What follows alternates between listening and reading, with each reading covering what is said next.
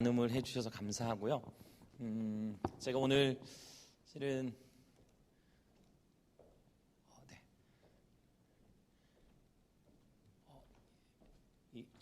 위에는 강의를 일단 지어놓으셨군요. 벌써. 네. 네. 네. 실은 용서라고 하는 부분에서 우리 주변 사람들에 관한 사기를 당했다가 그 사기친 사람 이런 것도 있지만, 제가 이렇게 살아보면서 느끼는 감정 중에 하나면 뭐냐면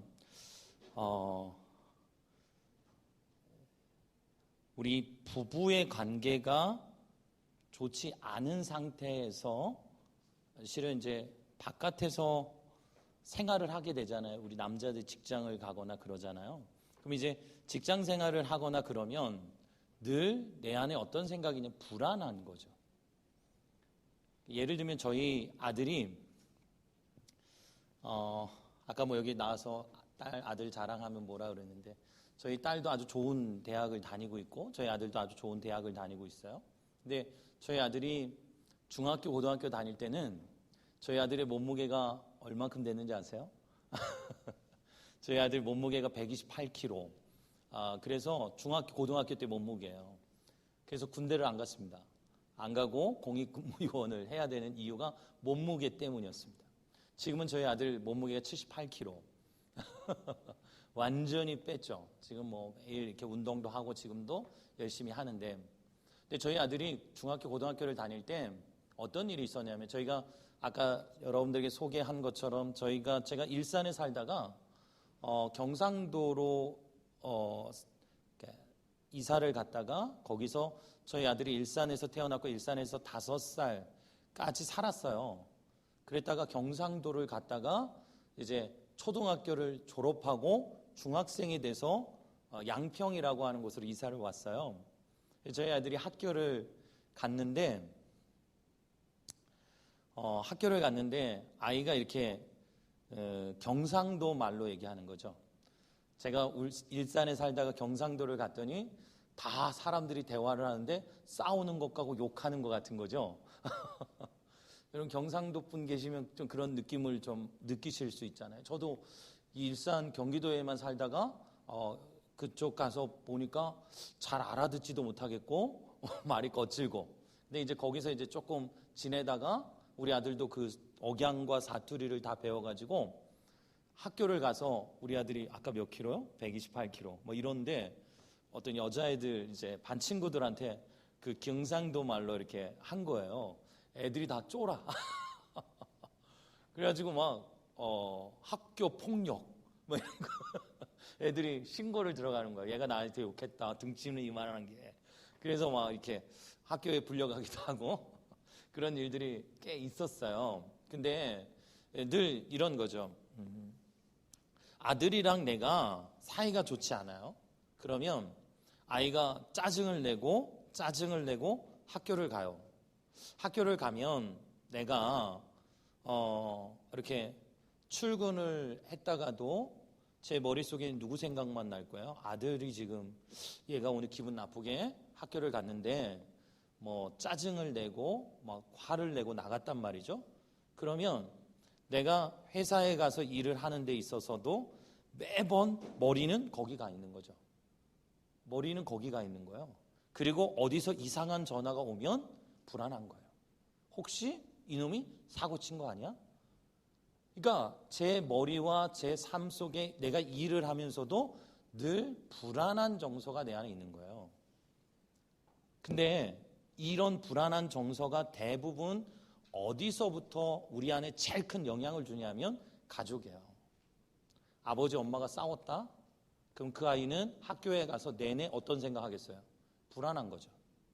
아까 부부싸움을 하면 어린 아이들에게는 어떤 정도의 충격이라고 그래요?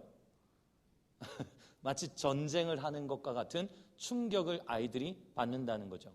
그래서 절대 부부싸움은 아이들 앞에서 하면 안 된다, 이런 얘기를 많이 하잖아요. 그러니까 그 안에 불안한 정서들이 계속 남아있는 거예요. 그렇기 때문에 이게 참 어렵고 힘든 겁니다.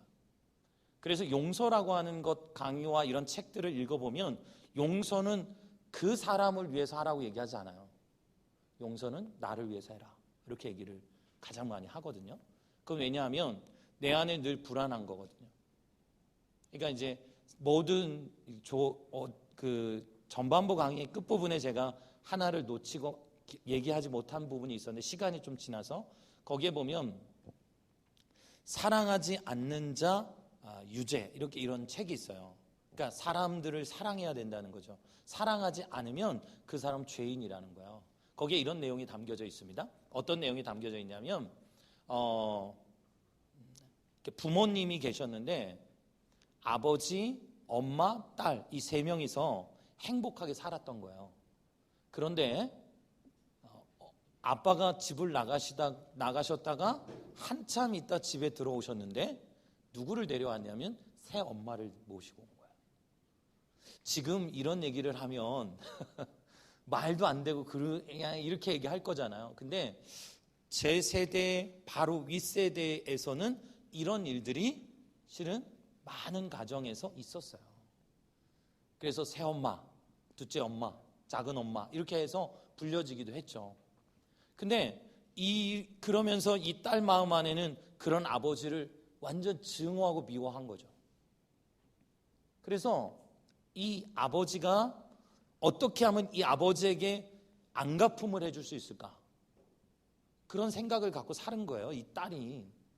그러던 어느 날 새 엄마는 이 집에 도저히 견딜 수가 없어서 야밤도주에서 나가버리셨고 먼저 그렇게 죽기를 원했던 그 아버지는 돌아가시지 않고 정말 자기가 사랑했던 어머니가 먼저 돌아가시는 거예요. 그럼 집이라고 하는 곳에 누구만 남은 거예요? 왼수인 아빠랑 자기만 남아있는 거죠. 그러니까 왼수인 아빠와 내가 살아가고 있는데 어느 날 이 딸이 친구를 만나러 가요. 야, 그러면 친구랑 대화를 나눠요. 야, 우리 집에는 왼수 같은 놈이 하나 있는데 죽지도 않아. 뭐 내가 어렸을 때 나에게 어떤 수치와 모욕을 줬는지 몰라. 그러면서 아버지를 막 욕해요. 그랬더니 딸이 그 얘기를 딱 듣는 순간 그 얘기를 친구가 얘기해줘. 야, 그래도 너의 아빠인데 네가 그렇게 얘기하면 되겠냐. 그래서 이 누구 얘기냐면 노희경 작가의 얘기예요. 노희경 작가가 키 요만 150 정도 되어지는데 늘 양복 같은 거 입고 나오시는 여자분이 계세요. 유명한 작가시잖아요. TV 프로그램 많은 베스트셀러 이런 책들을 쓰신 분이에요. 그 분의 어린 시절이 그랬다는 거예요. 그래서 그 친구가 얘기해 주는 거야. 야, 그러면 그런 아빠를 어떻게 하란 말이야. 그랬더니 그 친구가 해주는 말이 그래도 이제 죽음을 앞에 두고 아파하는 아빠니까 그래도 손을 한번 만져드리면 좋지 않겠니? 다른 건 못해도 그냥 병 아프신데 옆에 가서 손이라도 한번 잡아드려라. 근데 이게 너무 못하겠는 거야. 근데 용기를 내서 아빠 손을 만지기 시작해요. 처음에는 10분, 다음에는 20분, 다음에는 30분. 그러면서 아빠 얘기를 들어요. 근데 그 아빠가 그런 얘기를 해요. 야, 나는 너네 엄마를 너무너무 사랑했다. 나는 다시 만약에 너희 엄마가 살아서 돌아온다면 나는 이 세상에서 그 아내랑 너네 엄마랑 꼭 결혼할 거다. 근데 내가 결혼하고 싶다고 해서 결혼해 줄지 모르겠지만 나는 너네 엄마랑 꼭 결혼할 거다. 뭐 이런 얘기를 하는 거예요. 그러면서 신기하게도 아버지를 이해하게 되었고 아버지에 대한 생각과 마음이 바뀌어지기 시작했다는 거예요. 그러면서 그 책의 결론은 뭐냐면 이거예요. 아버지를 용서하지 않은 사람이 있다면 아버지를 용서해 보는 것이 어떠냐. 나쁘지 않더라. 너무 좋다는 거예요. 그래서 이 책을 김영철이라고 하는 사람이 노희경 작가가 쓴 그 책을 읽은 사람이 김영철이라고 하는 사람에게 책을 선물해 줘요.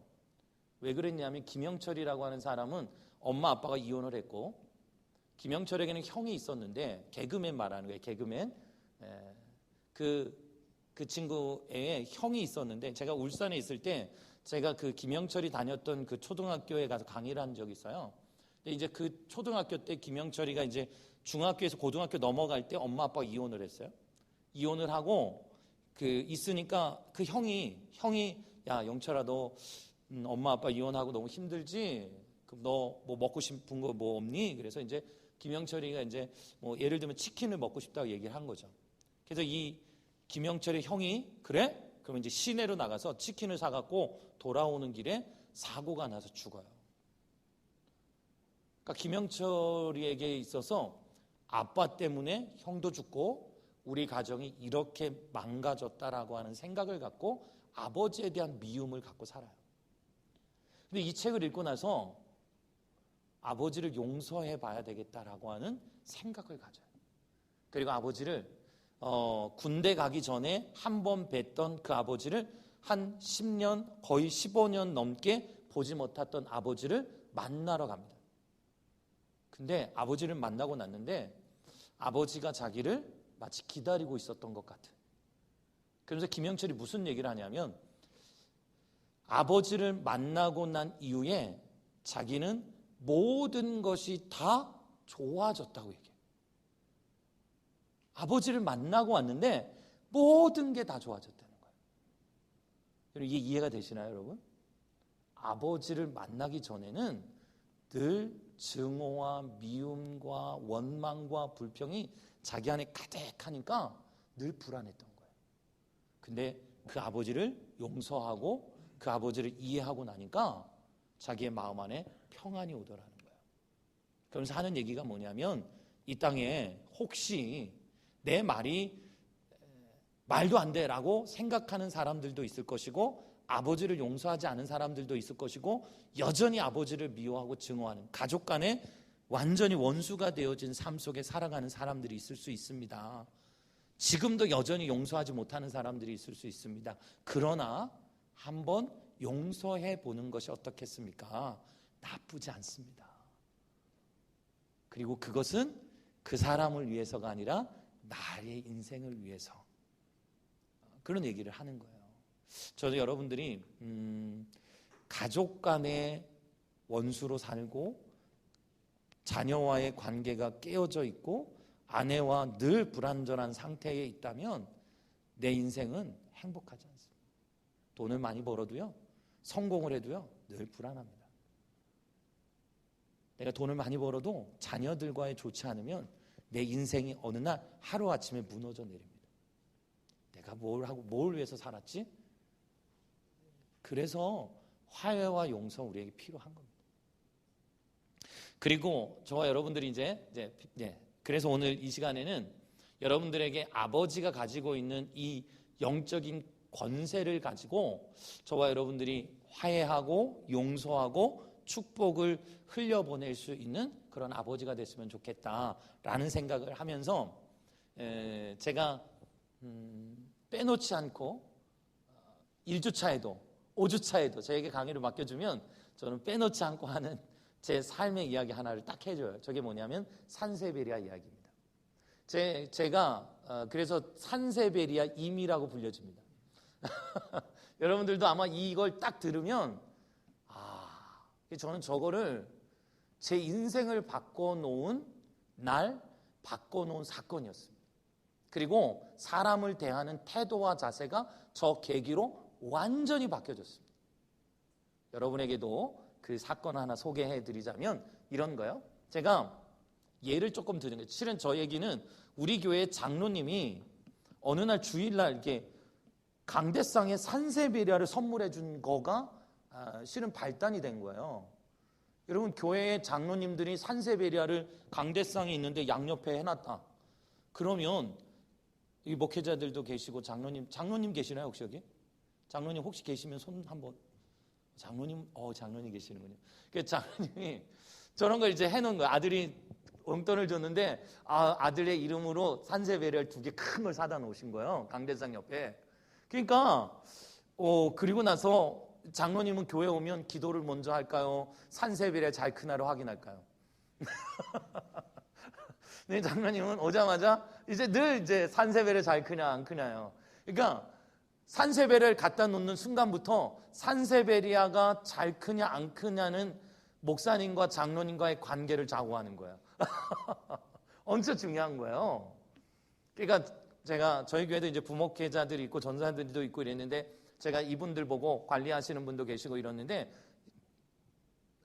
이제부터는 산세베리아에 손을 대지 마십시오. 목회자 회의를 하면서 제가 이거 제가 한번 키워보겠습니다. 그리고 이제 산세베리아를 키우기 시작했습니다. 어떻게 하면 잘 키울 수 있을까? 그래서 제가 막 햇빛이 안 드는 본당에 있으니까 거울 갖다가 이렇게 각도를 맞춰가지고 탁 각도를 조절해서 강대상 움직이지도 않으니까 창가에다가 거울을 갖다 놓고 빛을 쫙 비춰가지고 산세베리아 쪽으로 탁 비춰줘가지고 햇빛도 비춰주고 이런 정성을 다해서 산세베리아를 키웠습니다. 저희도 본당에는 일주일에 거의 한 번만 가서 예배를 드리고 교육관이나 지하 채플실에서 예배를 드렸어요. 그러니까 본당에 가는 일은 일주일에 한 번밖에 없는 거예요. 예를 들자면 이런 거죠. 여기는 이제 월요일이라고 그러는데 토요일로 가정을 하자면 이런 거죠. 제가 매주 토요일 날 아침 9시에 물 1.5리터의 물을 산세베리아에 주는 거예요.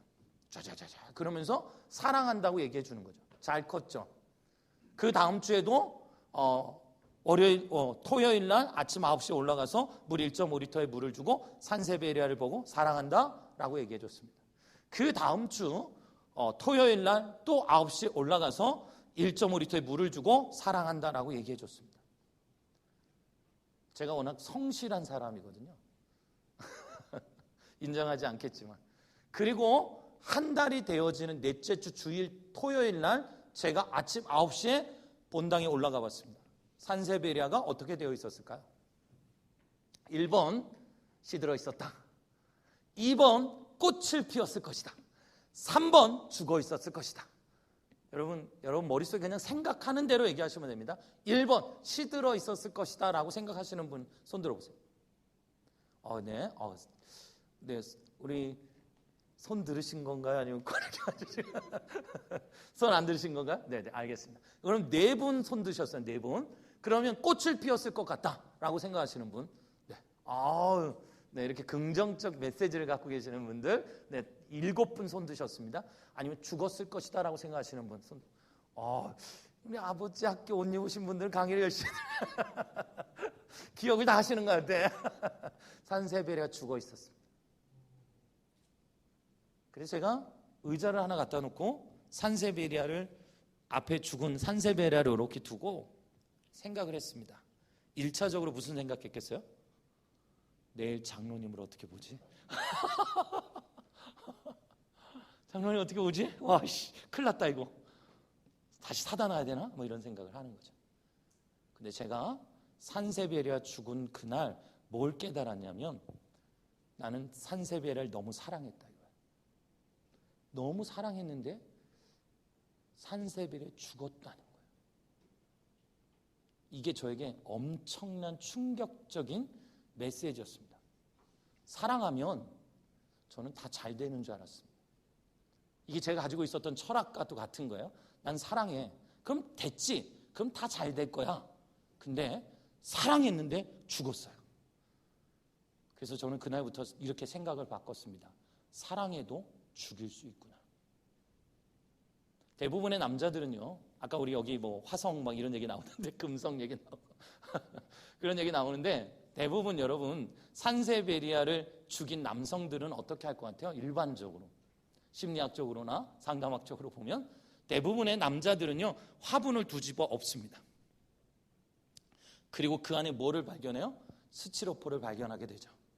그리고 이렇게 얘기합니다. 스티로폼을 이렇게 잔뜩 놓았으니까 죽었지. 그리고 우리는 다시 한번 산세베리아를 흙을 잘 놓고 그리고 심어놓고 어떻게 하냐면 토요일 날 아침 9시에 물 1.5리터의 물을 주고 사랑한다고 얘기합니다. 여러분 한 달 후 어떻게 될까요? 우리 남성들이 대하는 태도가 대부분 이렇습니다. 그럼 우린 또 한 달 후에 산세베리아를 죽이게 되어 있겠죠. 그럼 어떻게 해야 되겠습니까? 제가 여러분에게 산세베리아를 다 죽이셨다고 가정을 하는 거예요. 여러분들에게 제가 다시 산세베리아를 선물해 드립니다. 아셨죠? 그러면 제가 여러분들이 지금 다 죽이신 분들이야 1차적으로 제가 산세베리아를 선물해 드리는 거예요. 그러면 선물을 여러분들이 받으셨어요? 우리 문재영 형제님 선물을 제가 다시 드리는 거예요. 여기 산세베리아 있습니다. 그러면 선세배려를 받으시면서 저에게 뭐라고 인사를 하거나 물어보시겠어요? 감사합니다. 그죠? 감사합니다라고 하는 거 아까 영성의 기본이잖아요. 감사합니다. 그리고 또 만약 잘 키우겠습니다. 근데 죽이셨으니까 또 죽일 가능성이 훨씬 많겠죠. 네, 만약에 그러면 우리 이학현 형제님에게 제가 산세배를 선물해줘요. 그러면 저한테 뭐라고 물어보시겠습니까? 그죠. 물 주는 방법을 물어보겠죠? 네, 우리 장성희 형제님은 뭘 물어보겠어요, 저한테? 인사도 한다든지 아니면 뭘 물어보시겠어요? 그죠. 어떻게 키우느냐. 여러분, 지금부터 이제 딱 하나만 여러분 기억하시면 돼요. 사랑해도 죽을 수 있다라고 하는 걸 여러분에게 말씀드렸어요. 그러면 제가 산세베리아는 예를 들자면 전문가들에게 물었어요. 물을 얼만큼 주느냐라고 물어봤어요. 이게 되게 중요한 질문이에요. 지금까지는 이 질문이 왜 중요하냐면 여러분들이 이제 평생 머릿속에 이걸 두셔야 돼요. 이게 왜 중요하냐면 지금까지는 내가 산세베리아를 키우는 방법을 모든 생각은 나에게 있었어요. 나는 이렇게 생각하고 나는 이게 옳다고 생각하고 나는 이게 바르다고 생각하는 거예요. 근데 그게 산세베리아를 죽일 수 있다라고 하는 사실을 우리가 모르는 거예요.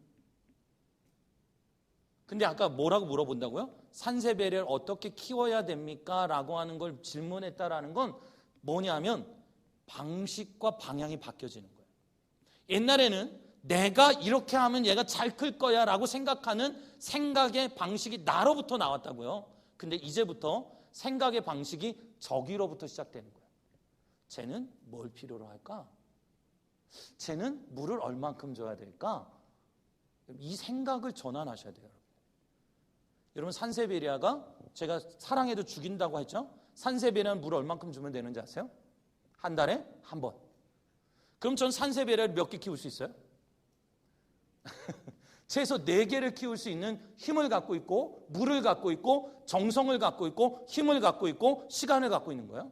근데 그 4개의 산세베리아를 키울 수 있는 힘과 물과 시간과 사랑을 갖고 있는데 그걸 가지고 뭐 하고 있어요? 죽이고 있었다니까요. 오늘날 많은 아버지들이 자녀들을, 우리 아내들을 내 방식과 내 기준으로 죽이고 있는지 모른다는 거죠. 여러분들이 가지고 있는 생각 때문에. 이제는 좀 내 방식 내려놓고 우리 아내는 뭘 좋아할까? 우리 아이는 뭘 좋아할까? 내가 가지고 있는 사랑의 방식 내려놓고 그가 원하는 건 뭘까를 생각해내셔야 돼요. 여러분 이게 우리 아버지들이 진짜 바뀌어야 되는 거예요. 그래서 여러분들에게 짤막한 이 영상이 틀어질까요?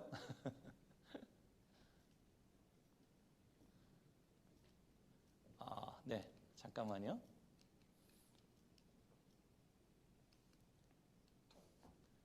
짜자장 하고 나와야 되는데 제 USB 안에 있는 이영자 사랑법에 대해서 틀어주시면 좋겠어요.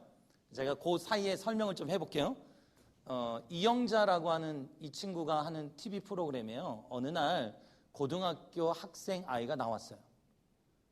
이 아이가 무슨 얘기를 하냐면 자기는 아빠에게로부터 한 번도 사랑한다는 말을 들어보지 못했다는 거예요. 근데 아빠는 매일 자기한테 2만 원의 돈을 주고 2만 원만 덜렁 주고 출근을 하셨다는 거예요. 그러니까 한 번도 아빠에게로부터 사랑한다는 말을 들어본 적이 없는 거예요. 그럼 아버지들은 다 어떤 생각을 해요? 아니, 사랑한다는 거를 꼭 말로 해야 돼? 아니, 아빠면 당연히 아들을, 딸을 사랑하는 건 당연한 거 아니야? 이게 우리들이 가지고 있는 사랑법. 그런데 아이들은요, 잘 들으셔야 돼요. 아내는 사랑한다는 말을 들어야만 사랑받고 있다는 걸 안다는 거예요. 그러면 여러분들이 가지고 있는 생각과 여러분들이 가지고 있는 생각으로는 사랑이라고 하는 거를 그 아이에게 심어줄 수가 없다는 거예요. 그거 꼭 말로 해야 돼? 그건 내가 가지고 있는 내 사랑법. 그런데 아내는 사랑한다는 말을 들어야만 사랑받고 있다는 걸 느낀다는 거예요. 그러면 여러분들이 어떻게 해야 돼요?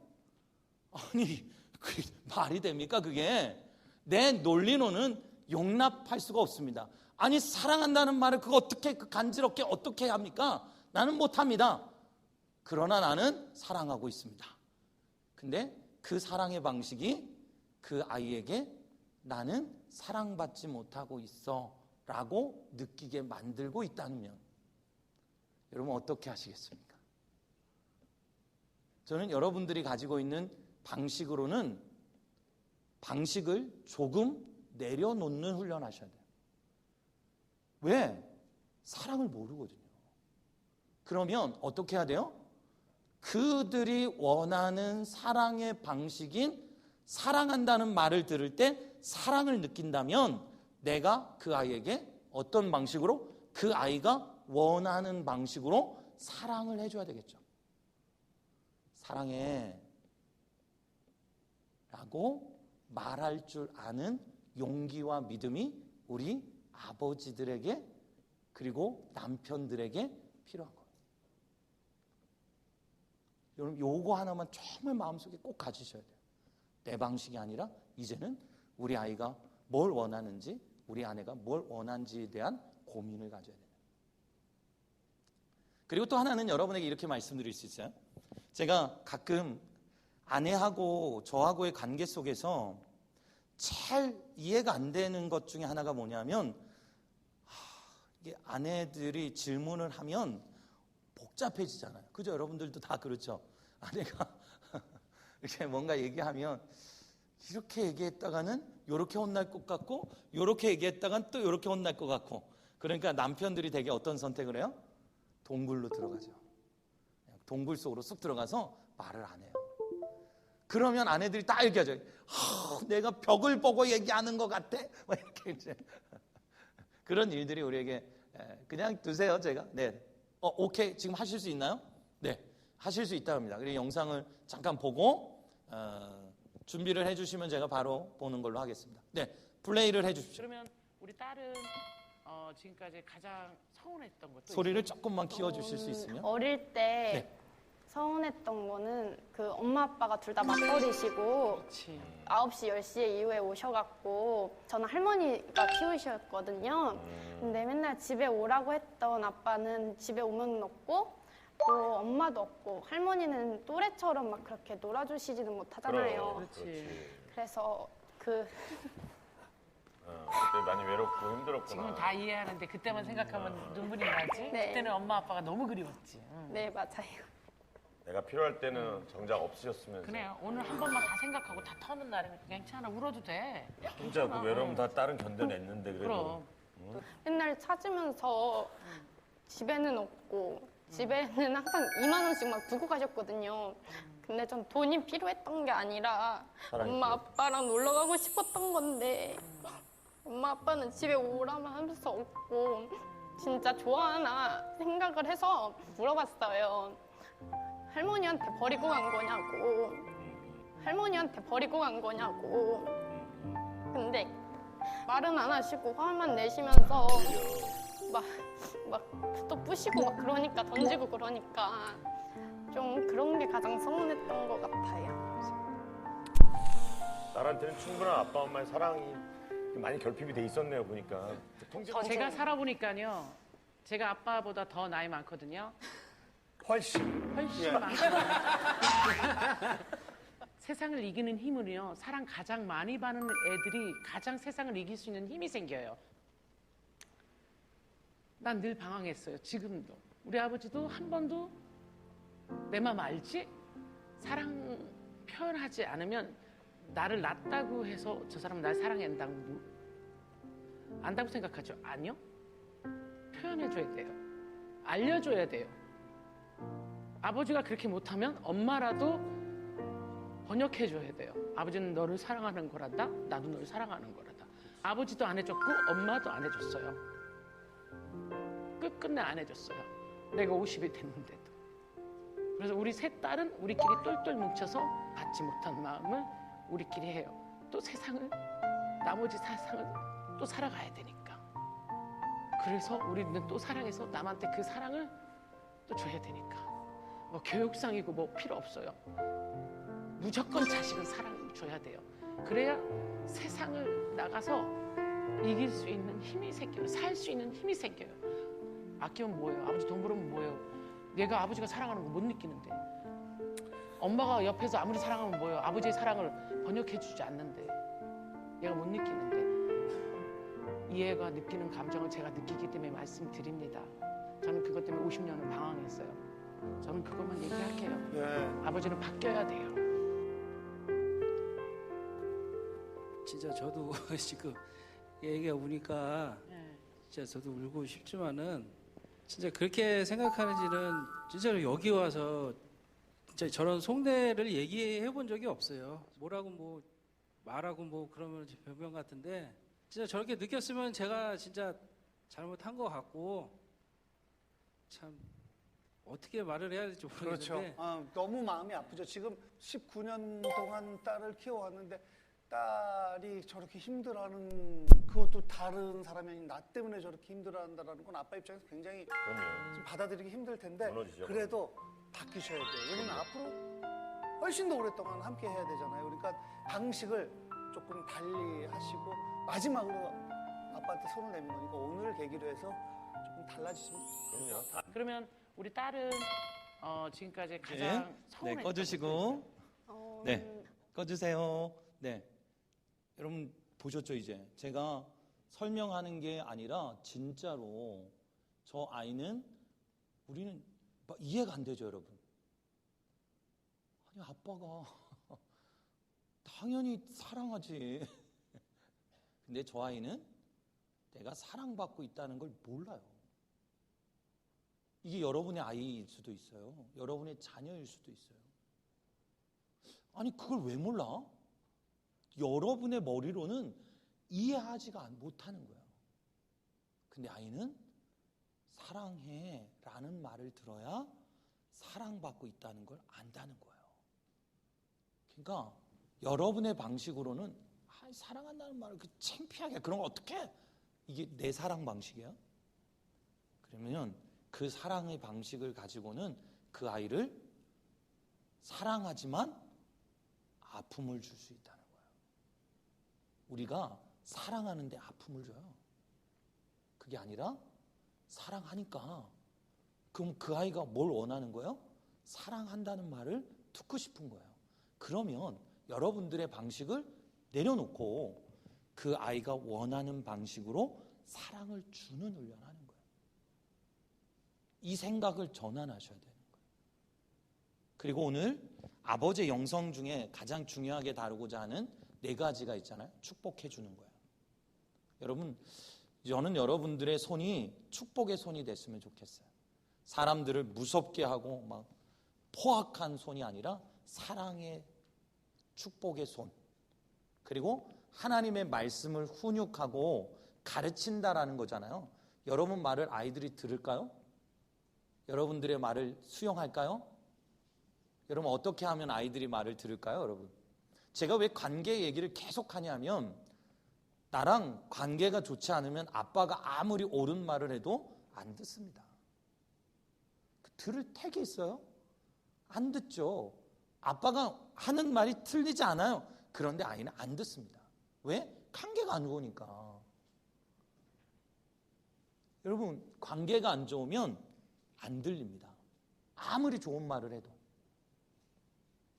그러나 좋은 관계를 가지려면, 좋은 관계를 가지면 뭐가 가능해지냐면 말씀권과 훈육권이 회복되어집니다. 그리고 난 다음에 말씀을 가르치고 그 다음에 훈육을 해야 되는 거예요. 그러니까 그것보다 관계를 더 중요하죠. 이거 여러분 꼭 기억하셔야 됩니다. 그리고 마지막으로 신앙 전수권, 믿음을 남겨주는 거예요. 이건 정말 우리의 영역이 아닐 수도 있습니다.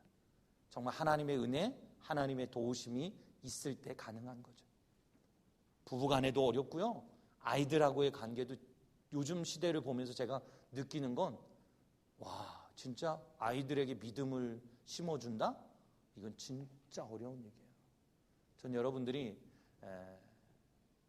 아름다운 삶의 모습 그리고 그들을 사랑하기 시작하면 저는 여러분들이 여러분의 방식을 고집하지 않고 그들의 방식으로 그들을 사랑하기 시작하면 바뀔 수 있다라고 생각합니다. 그리고 마지막으로 이제 여러분에게 말씀을 드리는 것이 뭐냐면 여러분 그 성경에 보면 아담과 하와, 여기 다 교회를 다니신다 그래서 제가 오늘 이 얘기를 하기 좀 쉬운데, 제가 저희 아들이 아주 어렸을 때에 제가 집 문을 열고 들어가면 저희 아들이 어디에 숨어 있었냐면 식탁 밑에 숨어 있는 거예요. 저렇게 식탁 밑에. 그럼 식탁 밑에 숨어 있는 걸 이렇게 보면 우리 아들이 다리가 다 보여요. 그렇지 않겠어요? 이렇게 보면 여기 다리가 다 보이잖아요. 자기 얼굴만 안 보일 뿐이지. 그러면 저희 아들이 저기 숨어 있는 게 다 보이면 제가 아빠니까 야 임마 아빠가 왔는데 나와서 인사해야지 이러면 재미 하나도 없죠. 그럼 여러분 어떻게 해요? 제가 이렇게 가는 거죠. 여기 아들이 있는 걸 뻔히 알잖아요. 그럼 이렇게 뒤돌아서서 저희 아들이 지호거든요. 그러면 지호야 어디 갔니? 라고 얘기하면 여기서 우리 아들이 막 나와서 아빠의 엉덩이를 탁 치는 거죠. 그럼 제가 놀랄까 안 놀랄까요? 안 놀라죠.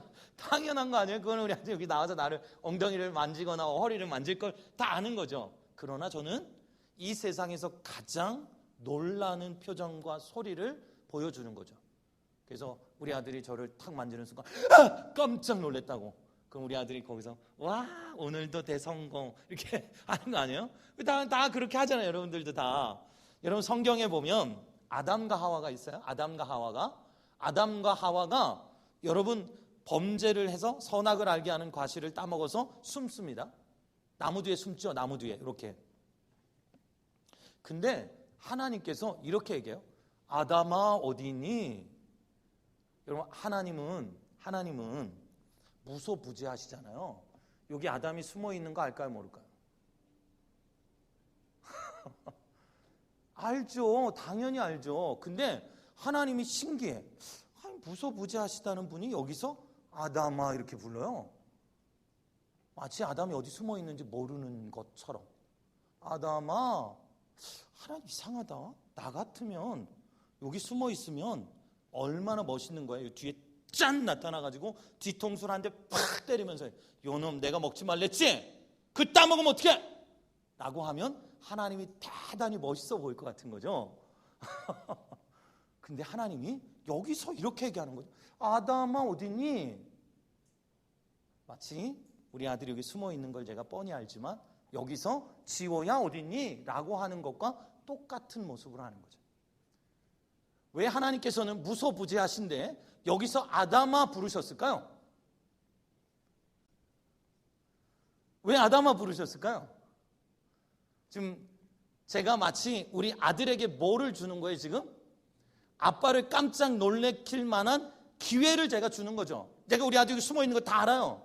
그런데 아빠를 놀래킬 수 있는 기회를 제가 주는 거죠. 하나님께서 여기 아담이 숨어 있는 거 모를까요? 알죠. 그런데 여기서 이렇게 얘기하죠. 아담아 어디 있니? 뭐 하는 거예요? 기회를 주는 거죠. 아버지 학교는 여러분들에게 저는 기회를 주고 있다고 생각합니다. 지금까지 여러분들이 어떤 모습으로 살아왔는지 잘 몰라요. 우리는 부족한 것도 있고 많은 부족한 것도 있고 그리고 또 강의를 들으면서 나의 부족한 것들이 드러나요. 그래서 만약에 우리를 여기다 쭉 세워놓고 너 아빠가 말이지 지나가는 여자에게 눈 돌리더라? 에이 넌 아버지 자격 없어. 너 아버지인데 돈도 못 벌어오고 책임도 못 져? 너 아버지 자격 없어. 이러면 우리 줄 세워놓고 한 명도 살아남을 사람 없습니다. 아버지로서의 자격? 택도 없어. 그런데 하나님께서 우리들에게 이 아버지 학교를 통해서 저와 여러분들에게 다시 한번 그래, 나 아버지지. 나 우리 집의 가장이지. 나는 우리 아들을 가장 사랑하는 아빠지. 이 세상에서 내가 당신을 위해서라면 모든 것을 할 수 있어 라고 생각하며 우리가 결혼했지. 그런 확신, 그래, 나 정말 우리 아내를 사랑하는 남편이야. 그러기로 결단했고, 그리고 하나님 앞에 서약하고 그렇게 결혼했지. 난 우리 가정을 지키겠다고 얘기했고, 난 우리 아들, 우리 딸을 이 세상에서 가장 사랑하는 아버지로서 내 자리가, 내 위치가 어디인지 다시 한번 확인하는 거예요.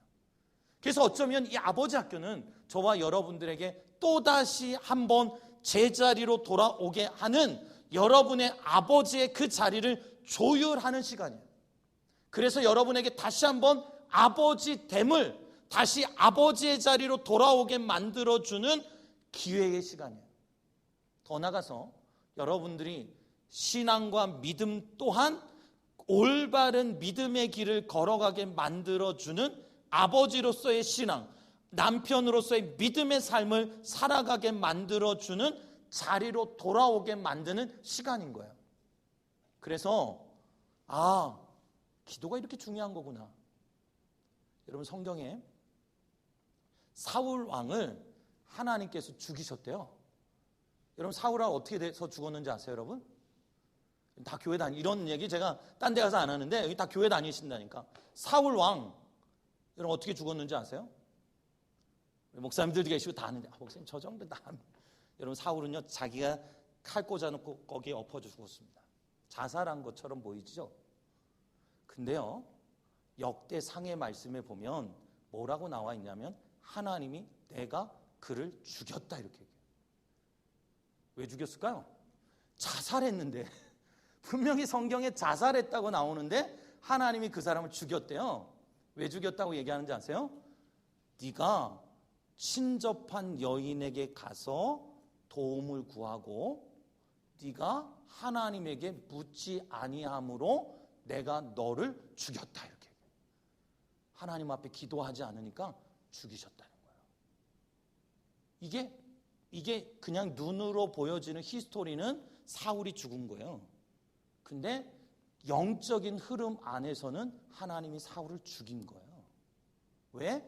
하나님에게 묻지 않고 기도하지 않고 그가 왕이라고 하는 자리를 자기의 입맛, 자기의 원하는 자기의 욕심과 탐심을 내기 위한 도구로 삼았기 때문에 하나님이 그를 죽이셨다고 나와요. 우리 아버지, 여러분 힘 갖고 택도 없습니다. 여러분의 지식 갖고 아버지의 자리 택도 없습니다. 이걸 하는 거예요. 그래서 내가 기도하고 하나님 앞에 도움을 구해야 되는 존재구나. 그리고 하나님께서 주시는 이 도움과 은혜를 나만 갖고 사는 게 아니라 내 아이에게로, 내 자녀들에게로 흘려보내야 되는 거구나. 그래서 여러분들이 축복의 통로가 되는 거예요. 축복의 통로는요, 아브라함에게 이렇게 얘기했어요. 너를 축복하면 내가 그 축복하는 사람에게는 복을 주고 너를 저주하면 그 사람에게는 그대로 저주를 줄 거라는 거예요. 그러면 여기 장성희 목사님이 계세요. 그러면 장성희 목사님을 누가 축복할까요? 장성희 목사님은 어떻게 살아야 축복해요? 잘 살아야 축복하죠. 잘 살아야 축복하지. 목사님이 개판만 이렇게 치면 축복해 주겠어요? 그러면 내가 잘못 살면 나를 저주하잖아요. 그러면 저주를 받아요. 나를 축복하면 축복을 받아요. 내가 뭐 해서가 아니라 내가 잘 살아야 돼요. 여러분들이 잘 살아야 돼요. 여러분들이 잘 살아갖고 여러분의 자녀가 우리 아빠 축복해. 그러면 자녀 복 받죠. 근데 우리 아버지 개판으로 살아. 그러면 좋게 얘기하겠어요? 우리 이런 아버지는 아버지도 아니야. 그러면 그 친구 저주받아요. 그럼 내가 어떻게 살아야 되는 거야? 본을 갖고 살아야 돼. 본대 제대로 된 삶을 사셔야죠. 그래야 복을 받는 거죠. 그게 복의 통로입니다, 여러분. 그러니까 우리 모두가 오늘 다시 한번 이 시간 하나님께서 우리에게 주셨다라고 하는 이 사실을 기억하고 저와 여러분들에게 하나님께서 주시는 기회로 이 아버지 학교를 삼으시면 좋겠습니다. 우리 눈을 한번 감아보시고 진짜 좋은 아버지로 살겠습니다. 내가 지금까지는 나태했습니다. 내 생각, 내 고집 가지고 살았습니다. 내 방식대로가 진리고 옳다고만 생각했습니다. 근데 그게 그들을 아프게 하고 죽일 수도 있었다는 사실을 깨달았습니다. 이제 내 거를 내려놓고 우리 딸이 원하는 것, 우리 아내가 원하는 방식으로 사랑할 수 있는 남편, 아버지가 되게 해주세요. 그리고 이 아버지 학교를 통해서 다시 한번 아버지로서의 삶을 살아갈 수 있도록 조율해 주시고 기회를 주셔서 감사합니다. 이 기회를 붙잡고 정말로 좋은 아버지, 정말로 자녀들을 마음껏 축복할 수 있는 아버지의 삶을 살게 해 주옵소서라고 우리 함께 하나님 앞에 조용히 결단하며 하나님 앞에 기도하기를 원합니다. 기도하겠습니다.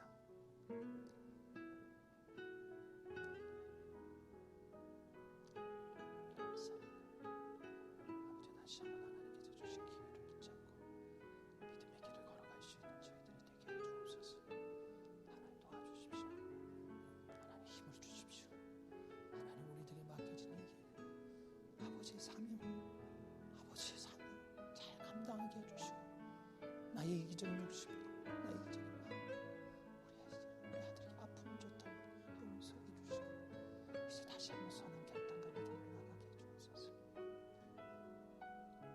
사랑의 하나님, 나의 독선과 나의 아집이 우리의 자녀들에게, 우리의 아내에게 오히려 아픔과 상처를 주진 않았는가 다시 한번 돌아보게 해주시니 감사합니다. 이제는 내 방식 조금 내려놓게 해주시고 사랑을 받는 그들을 생각하며 그들이 원하는 방식으로 사랑할 줄 아는 아버지 그리고 남편 되게 해 주옵소서. 또한 하나님 다시 한번 아버지의 축복권, 하나님의 말씀권, 그리고 훈육권, 그리고 신앙 전수권이 우리에게 있다는 사실을 기억하고 우리에게 주어진 이 놀라운 권세를 활용하여 우리의 자녀들을 위해 마음껏 축복하고 기도하는 아버지 되게 해 주옵소서. 우리 아버지들, 아버지 자리가 때로는 무겁고 힘들고 어렵습니다. 그 길 걸어가기 위해 주님의 도우심이 필요합니다. 우리 사랑하는 성도들에게, 그리고 또한 아버지, 모든 우리 교육받는 우리 아버지들에게 주님 함께 해 주십시오. 주님 함께 해 주십시오. 그래서 아버지의 자리 잘 감당해서 하나님 앞에 칭찬 들을 수 있는 저희들이 되게 해 주시고 자녀로부터 존경받는 아내로부터 존경받는 남편 그리고 아버지 되게 해 주옵소서. 우리를 사랑하신 예수 그리스도의 이름으로 기도드립니다. 아멘. 강의를 마치도록 하겠습니다.